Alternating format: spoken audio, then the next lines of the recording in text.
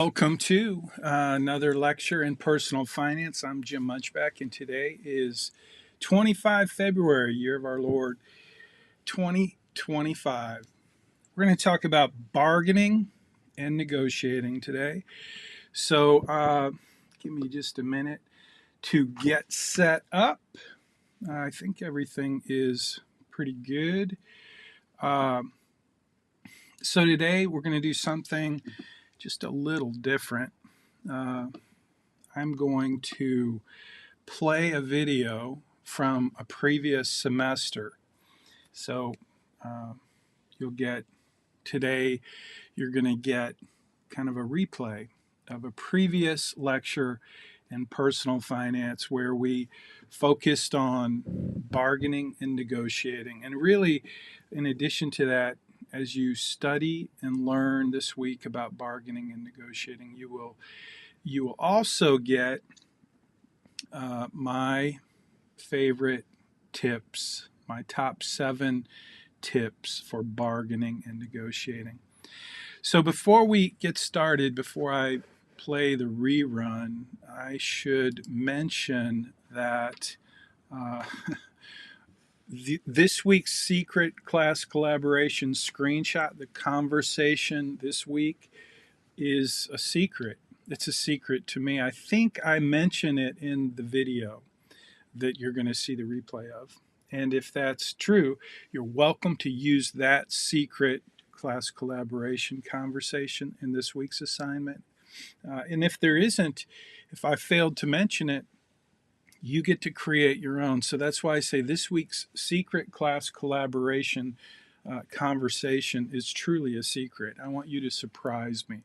You get to choose, but you have to make sure that when you make your comment that you're telling you just have to tell me that you're creating your own class collaboration. So you can pick anything you want, and you just have to tell me and remind me and kind of frame it so that you say, oh, this week's class collaboration was a total surprise. So here's my secret class collaboration. So have a little fun with it. Remember, the reason we do the weekly secret class collaboration is to make sure you're watching the Zoom meetings. So that's all it's for. It's not really all that educational. Maybe a little gamification, but it is my way of knowing that you participated in the weekly Zoom. So this is, the Zoom meeting is going, but again, most of you are watching on YouTube or Facebook and LinkedIn and X. So welcome aboard. We're going to jump right in. And again, you're going to get to watch a replay. Here you go. And at the end of the replay, the broadcast will end, and I will be, in the meantime, looking at your assignments and grading your assignments, and looking forward to seeing you next week when we talk about insurance. We're going to spend a week on insurance next week, and then after that we're getting right into investing, which is again the most popular topic in the course. So I'll see you next week, and now you get to watch me talk some more. Let me just show you what we're going to talk about today a little bit. Bargaining and negotiating. We're still a little early, but I just wanted to kind of give you the I'll be focusing on in this lecture, bargaining and negotiating. I'm going to start out by just talking about why bargaining and negotiating even matter to you. It may seem like a topic that shouldn't be part of the list of topics for personal finance. That may seem like it's irrelevant, but I'm going to share with you why I think it is very relevant for you. So we'll get into that in just a few minutes. If you're one of the students who sent me an email questions about last week's assignment, the Credit Crush assignment, I did post a couple videos to give you a little assistance. I got the same question because I got the same issue when I was grading, and I probably will get the same issue when I grade the rest of the assignments that came in last minute. And those of you who turn your assignments in early, I'm trying to give you some feedback before so that you can have an opportunity to make corrections. But this week has been an unusual week for me, so I apologize that I couldn't get feedback to you as quickly as I would have liked. But I did get some feedback in this morning for those of you who sent me emails at 1 a.m. in the morning trying to get your Credit Crush assignment corrected. Please watch that video. It's in the YouTube. It's in the playlist, uhplaylist.com. You'll find that I put 2 really short videos in there to help you guys get through the challenges you're facing right now. One of them has to do with where do you find the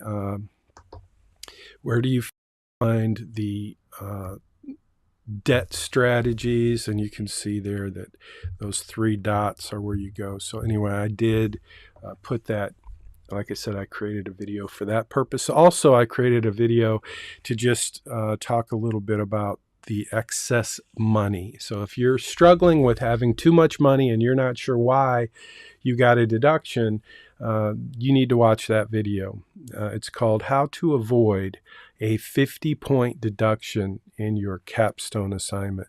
So pay attention to that. I want you to not, most of you don't have any issues. You're doing great. But some of you are clearly just doing the assignment, submitting it, and not paying attention to the numbers. And if that's you, you got a deduction, you got a little notification, and you got an extra video to help you figure that out so that you can get it worked out between now and the capstone. So if you got a 10-point deduction, don't send me an email asking me to give you an update your grade. If it's been submitted before the due date, then I'll make the corrections and you'll get the points. But otherwise, no. But I just think of it this way. You get 10 points extra if you turn it in early. So you can make up that 10-point deduction if you got a deduction this week. But the most important part is to realize that if you don't make those corrections and you don't understand why you got the 10-point deduction, you will be facing a 50-point deduction in the capstone. So let's get started. It is 10:06 a.m. So today we're going to talk about bargaining and negotiating. So give me just a second to get rid of that, and I'm going to go to this and this. Okay, so the first thing we're going to do is I want to just kind of highlight what we're going to go over. I think what I'll do is talk a little bit about what we're going to go over. One of the main part of your assignment this week is to watch an interview with Ramit Sethi, and that will help you understand some of his techniques for bargaining and negotiating in a job interview. It's really, I met Ramit a long time ago. It seems like a long time ago. I was at a conference. It was called FinCon, Financial Conference. It was for people who create content in the area of financial advice, financial literacy. And so he was one of the people who spoke at that conference, and he was great. And so I started following him. I haven't talked to him in a while, but this is an older interview. But I want you to watch it, and I want you to learn from it, and I want you to tell me what you learned from it. So that's kind of number one. The main idea here is negotiate anything and everything. So here's what I want you to know about this week's assignment and this lecture, this whole idea of bargaining and negotiating everything. So, when I started teaching this course many, many years ago, we were in class and we were all together. And I would always start this lecture by saying, okay, imagine that there are 2 sides of the room. There's this side and this side. And I want you to figure out which side of the room you're on. Are you on this side or this side? And on this side over here is my wife, Connie, who would tell you that when it comes to bargaining and negotiating, she doesn't really love it. It feels awkward. It's uncomfortable. She's not really good at it. And she just really basically avoids it. So on this side of the room are folks who say, yeah, no, don't really love it, don't really want to do it, not really good at it. I'm not going to bargain and negotiate everything. It's just the way it is on that side of the room. But on this side of the room are folks like me and maybe you. And on this side of the room is definitely like Dave Ramsey. Dave Ramsey. So years ago when I taught this course, it was college foundations. He created all of the content, and after 10 years of teaching the course, it wasn't really updated all that much. So at any rate, I started creating my own content, but I kept the part about bargaining and negotiating because when, it was fun listening to Dave Ramsey and his team teach these principles in their videos and all. It was fun. If you haven't watched Dave Ramsey, you're missing it. But my favorite part of Dave Ramsey, he gets a little old sometimes. Anybody does if you listen to him over and over. I know, I get old. I'm old. And it's not fun listening to me over and over. But you only have to put up with me for one semester.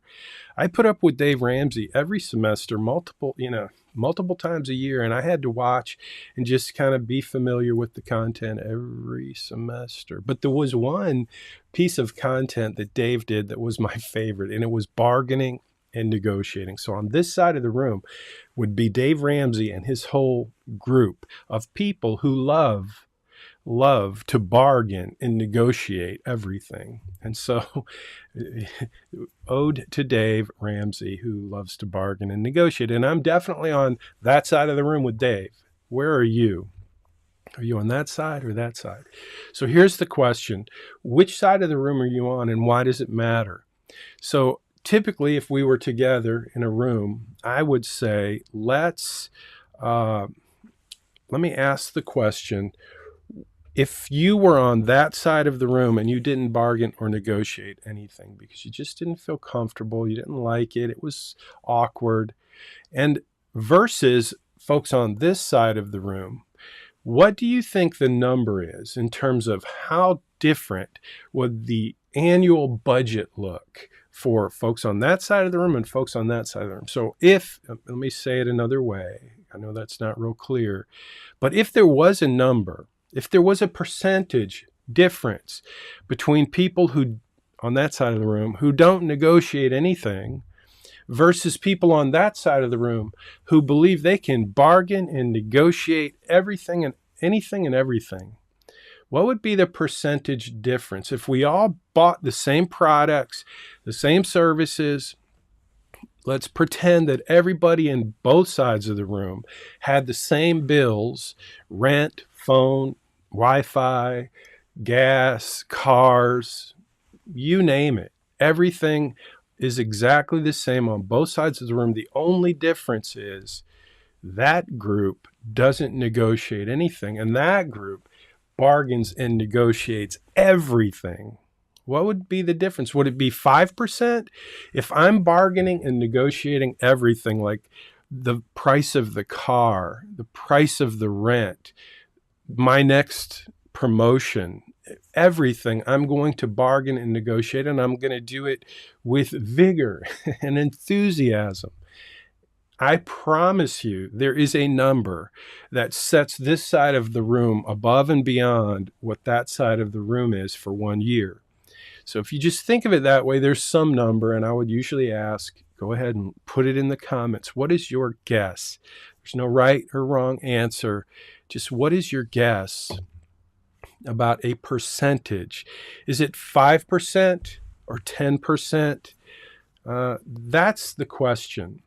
And that's actually this week's class collaboration secret is, what do you think the percentage would be? The difference, the savings, the advantage to folks on that side of the room. You know someone who's been a great bargainer or negotiator. And so if you could just come up with a number, let's say that we all made the same amount of money, $100,000, and we all spent the same amount of money. well, we didn't spend the same amount, but we bought the same things. The real question is, out of $100,000, how much more am I able to buy because I bargain and negotiate and I learn a few basic skills about bargaining and negotiating? If that's true for you, you will have an advantage. And it doesn't really matter what the number is. The idea I'm trying to get across is, if you're willing to learn a few basic skills related to bargaining and negotiating, if you get a few skills, you'll have a little more confidence and it'll feel less awkward. But mainly, if you recognize that it's worth it, that it's worth learning a few basic skills to do it, knowing that it's going to save you money and put you ahead financially, then you will do it. That's my hope. That's what I believe. And so that's what this lesson is all about. I want you to get the mindset that you can actually bargain and negotiate anything and everything.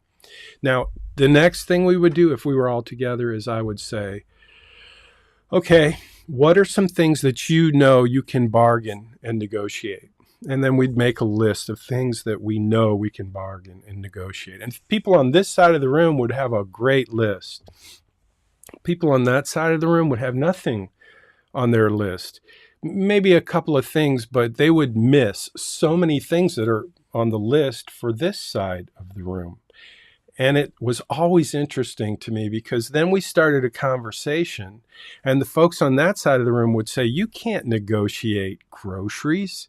You can't negotiate rent. You can't negotiate this, that, or the other thing. And people on this side of the room would start telling stories about how they negotiated those specific things that people on that side of the room said, you can't negotiate that. There's no bargaining in that. So the point is, if you believe everything is negotiable and you don't mind negotiating and you recognize that bargaining and negotiating can move the needle on your financial life, then you're more likely to engage in bargaining and negotiating. That's all I want you to learn this week, is to just recognize the benefits and the value of bargaining and negotiating so that you will then take responsibility to learn a few basic skills that will give you more confidence so that you begin to bargain and negotiate more effectively, more often, so that it makes a difference in your financial life. So hopefully that doesn't stress you too much on that side of the room. Hopefully folks on this side of the room were already giddy going, okay, I got this. And this is an easy assignment. Okay, this really is an easy assignment. I'm gonna just let you know that I've posted a bunch of like my favorite things related to bargaining and negotiating. One of them is you have to exercise your walkaway muscle. I see so many people. I have a person I'm working with right now that they fall in love with whatever it is they want, and they have no capacity, no ability, no muscle to walk away, and they end up not very effective in bargaining and negotiating. So it's one of the things I would say is important. One of my top 7. Another one is just to practice the daily discipline of patience. If you're not patient, you're going to lose in negotiations. So that's the next one. And then comparison shopping. It'll build 3 kinds of muscle: patience, you'll gain more knowledge, and I think the financial muscle. You'll just get stronger financially if you will do that. If you will just commit to really comparing things before you commit to buying. So that's kind of that. Let's see what else we have in the next. So one of the things Dave Ramsey does in his lesson on bargaining and negotiating is he will talk about how cash is king. And he tells a story about walking into a Best Buy, and in the Best Buy, he takes cash and he lays it down in a dryer and he makes a deal. Actually, it's not a Best Buy. It's like a local appliance store. Okay. And it's probably, I don't know how, 20 years ago, 10 years ago. But the point is that I'm trying to make is cash used to be king. Like if you waved cash around people, it would really move the needle in terms of the bargaining power that you have. But if you go into a big box store, as you probably know, they don't care if you have cash or credit. It's not going to give you any kind of bargaining or negotiating. But what does typically give you some leverage in a negotiation is the ability to buy. So if you don't need to go to the back room and fill out a credit application, sometimes you'll have more ability to bargain and negotiate. And cash still is very helpful because there's a lot of folks, depending on what you're buying, cash is one of those things that can help you, get a better deal. But anyway, that's just one of my tips, I guess. Silence is golden, so shut up. So if you're bargaining and negotiating, one of the things Dave Ramsey says is when you get into a negotiation and they tell you what they want for this or that, whatever it is you're trying to buy, and you just thoughtfully think and then say, this is Dave Ramsey's tip, that's just not good enough. And then be quiet. And the be quiet part is the one that I really think is tremendously helpful, and you need to learn it and practice it if you want to be on that side of the room. If you're on that side of the room, this is one of those tips that can help you become more confident, more effective in bargaining and negotiating. You say, that's not good enough, and then you just be quiet. And that silence is really an effective technique. Okay, so that's silence is golden, so shut up, which is hard for some of us to do, to shut up. I think I already talked about the walk-away muscle. You have to exercise it. You have to recognize that walking away is a powerful technique in a negotiation. And it doesn't mean actually walking away. It just means, communicating effectively that, you can just walk away from this deal. You're not married to it. You don't have to have it. And you have to believe that, because the walkaway muscle is a real thing. Like if you just try to pretend, a good negotiator, somebody that reads people well, will recognize that you are in love with this deal and you really want it. And now you're just trying to manipulate me, but I'm smarter than you. I'm more experienced in this business of negotiating than you. And I'm going to be like, yeah, okay, see ya. I'll sell this to the next person I talk to. And then you'll turn around and you'll want to buy it because you don't really have that walkaway muscle. But on the other hand, if you really have that walkaway muscle and you're bargaining and negotiating with somebody who's got a lot of experience and you're really willing to walk away, I'm telling you, I'm going to be like, okay, I'll make you a deal, because I want to sell whatever it is I'm trying to sell. But if I'm really good at selling and bargaining and negotiating, I'm going to recognize if you are one of those people who has no walkaway muscle. So that's important. Here we go with timing. Timing is everything. So timing is interesting. I have purchased many used cars in my life. And one of the things I've learned, in fact, for Christmas, I bought myself a KLR 650 motorcycle. And I waited until the end of the year, and I just started contacting dealers who had exactly the bike that I wanted. And it works for cars too. It works for a lot of things, but it really works for cars. So I used this illustration just to illustrate that timing is really a key. It's like a tip. Recognize that if you just have patience and you can wait, like for example, buying a car, if you can wait until the end of the quarter, the end of the month, the end of the quarter, the end of the year, car dealers or motorcycle dealers and so many other dealers, they don't want to have that item on their lot at the end of the month because it costs them money. And so you can make a much better deal at the end of the month, at the end of the quarter, at the end of the year on something that's left over. I was looking at RVs. I live in a metal box in the woods at Brazos Bend State Park. I think I showed you some of that footage. Maybe I'll do that again. But anyway, I was looking at RVs because a friend of mine is looking for an RV. And I found exactly the RV. It's an open range, 42 foot. I found a 2022, brand new. And I know what I paid for mine, and this brand new one was less than what I paid for mine. And I bought mine used. And the reason for that is if you waited until now, there's a ton of RVs on the market and the prices keep going down, down, down. And so you can get an amazing deal on a RV, a fifth wheel RV, or any other RV today. And that's because of timing. If you would have tried to buy it right after COVID, the prices were through the roof. It's like a house. If you can wait, you will find a better deal on a house. So these are big ticket items, and they can make a huge difference in your financial life if you're just willing to wait. And maybe timing, in bargaining and negotiating, it makes a big difference. So it's part of kind of the strategy and one of the principles of bargaining and negotiating everything. Okay, so one of the things I want you to do this week in your assignment is just think about what will you bargain and negotiate in this week. So anyway, that's kind of really what this lesson is about. It's really just an introduction to the idea of bargaining and negotiating, and my attempt to encourage you, especially those of you on that side of the room, to be more like the folks on that side of the room. So I wish we were together.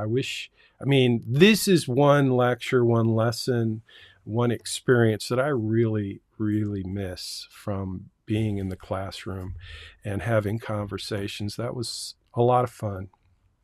And we're not really able to do that right now. But we can have some, class collaboration conversations in the comments. So for now, let's do that. And that's that this week, your class collaboration is how much do you think it matters? And you can say it in whatever way you want to say it. You don't have to say, I think it's 5% or I would like to know, what do you think? I think there is a number. I think of my friend Debbie Crawley. She would bargain and negotiate everything. She was on that side of the room, and she was wicked. Almost mean. And I don't want you to be mean. I want you to just be good at negotiating and bargaining. But my friend Debbie, she taught me a lot about bargaining and negotiating. I'm going to tell a story, and then I'm going to end. I'm going to end early today because, today is October 1st.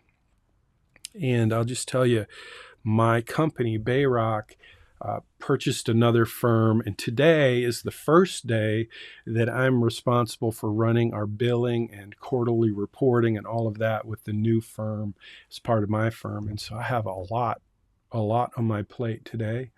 So for that, I'm a little distracted, and I hope you don't mind. I'm going to cut it a little short. I'm going to try to get to the grading, but it may be tomorrow or the next day. And I apologize for that, but that's just kind of the way it is when you're a business owner. So anyway, that's that. Let me tell you a story about bargaining and negotiating. When I taught this class in the very early, I think it was like the second semester I taught the class, and I was teaching this lecture on bargaining and negotiating. It was coming up, and it was, I don't remember, it was springtime. I know it was either springtime or late autumn because I got on my motorcycle with my wife and I went to the furniture store, and we wanted to buy some furniture. And I wouldn't have done that if it was in the middle of summer because it's just too hot and muggy. I think it was springtime, but we wanted to buy new furniture for our living room. Okay. And I knew exactly what I wanted. I wanted leather. I wanted 2 couches to oppose one another because that's just the shape of our living room. And then I wanted a love seat that would fit in the living room. I wanted all leather, and I wanted them to have electric, what do you call it when the recliners. I wanted electric recliners. So I got a text message from my sister-in-law, and she just bought new furniture for her house, and she went to Ashley Furniture.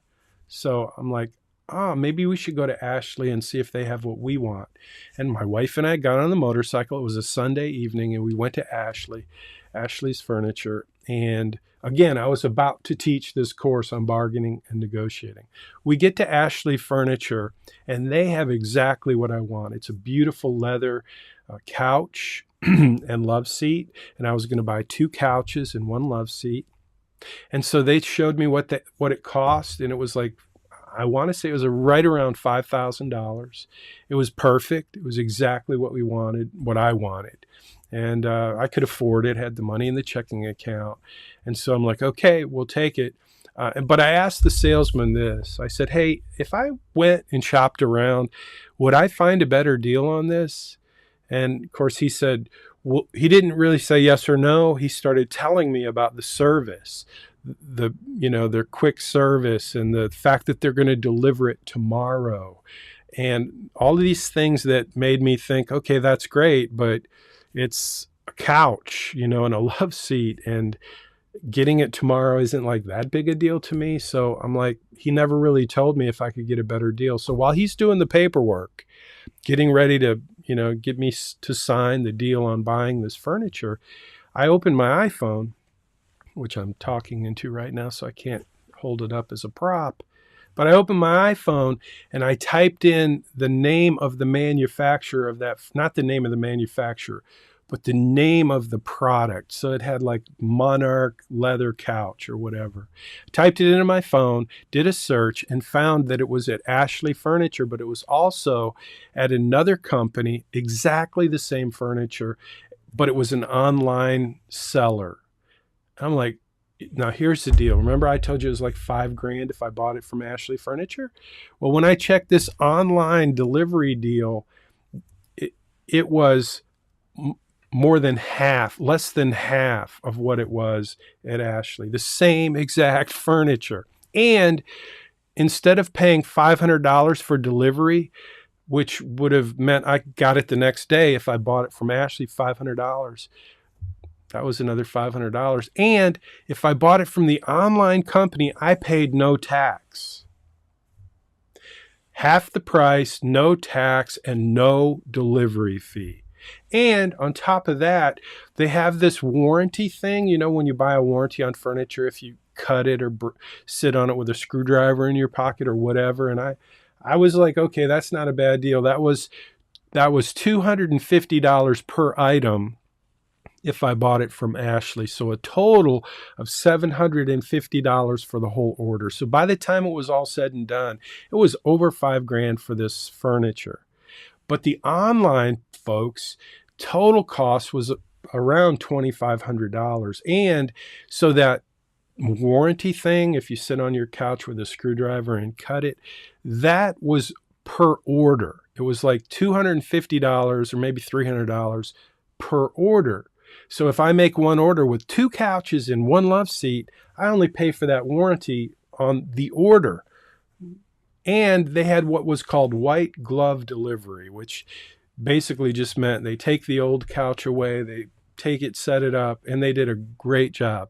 Now, I did have to wait like 6 days or 4 days to have the furniture delivered from the online store. But what would you do? So the whole point of that story is I went to Ashley Furniture wanting to buy their furniture, and I wasn't really in the mood to wait. But because I was teaching this course and because this was the lesson that was coming up, I had to have second thoughts. And I thought, I got to practice what I preach, even though I can afford it. That's not the point. The point is, if you can save $2,500 on a purchase, you have $2,500 that you can do something good with. Give it to don't give it to a homeless person. They don't know how to manage money typically. I'm sorry, but there's so many things you could do with the money. Save it for your retirement, go on a mission trip. There's so many things. So I just was like, okay, I got to practice what I preach. So I did the extra step, did the research, did some comparison shopping, exercised some patience while waiting for the delivery. I got the same furniture for half the price because I practiced what I preached. Worked out pretty good. but I just wanted to tell that story as we close out today. Now it's a little early, but I'm gonna hit the end button now. And if you have any questions, hit me up. Oh, I do see a question. So Victoria asks the question, is the secret class collaboration, what do you think the difference would be for people who negotiate versus those who don't? That's a question. 5%, 10%, etc. Or how much do you think it matters to negotiate or bargain? Victoria, that is a great question. And here's what I'm going to say. You can answer that any way you want. I just want you to think about the difference between folks on that side of the room and folks on that side of the room. And you tell me what you think is the difference, why it matters. Are you going to, does it matter? So I don't really care. I just want, first of all, I want to know that you watched the Zoom meeting and that you know what the secret class collaboration conversation is. And hopefully by now I don't really nitpick what you share in the class collaboration. I just want to know that you're engaged and that you're thinking and that you're giving me an answer that makes sense. And you've done that. You've done a great job throughout the semester. So this week's class collaboration is just, the difference between folks on that side of the room who don't bargain or negotiate versus people on that side of the room who bargain and negotiate everything. What do you think? Does it make a difference? If so, how much of a difference? If you can't think of a number, just tell me what you think, if it makes a difference. I'm interested in what you think. That's really the purpose of these class collaboration, and this one in particular related to, you got it, Victoria. I hope that helps. I know it's not super, super clear, but the reality is this is really a conversation. If we were having a conversation, I wouldn't tell you what exactly I want you to repeat to me. I would just be like, what do you think? What are your thoughts? How do you process this whole idea? Is it worth learning a few basic skills related to bargaining and negotiating so that you can have the benefits, if you're on that side of the room and you don't bargain and negotiate anything, so that you can have the benefits of people on that side of the room? Because I promise you, we, people on that side of the room who bargain and negotiate all the time, we get better deals than you do because we ask, because we use a few basic things, skills in bargaining and negotiating. So that's the whole point. Thanks for the question. Okay, I'm looking. I don't see any questions. If you have a question, please don't forget about GroupMe. Now, I did get several emails yesterday.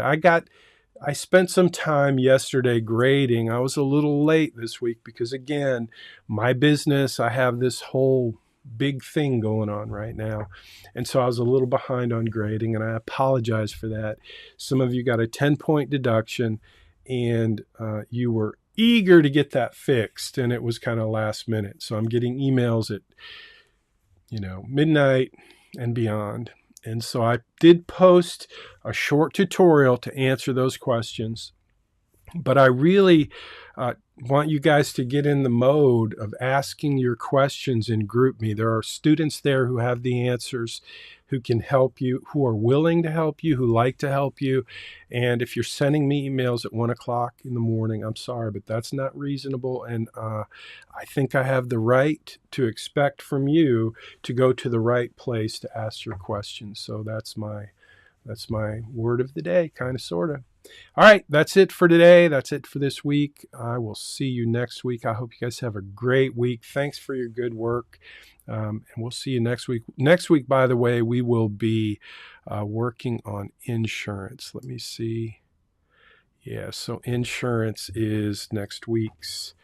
This is next week. You're going to get a quote for car insurance, and that'll be next week. So next week, insurance. This week, bargaining and negotiating. And so I appreciate your work, and I look forward to grading your